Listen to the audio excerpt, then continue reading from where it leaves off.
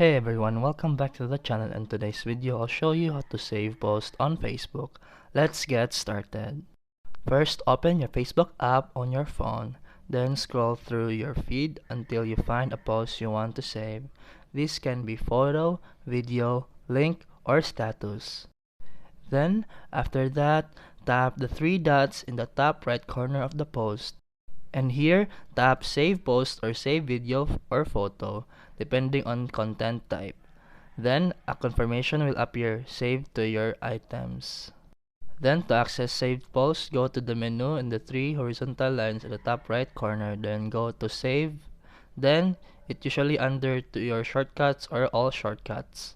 Inside the Save tab, you can also click the New Collection to organize your saved items by topics like recipes, videos, memes, and etc.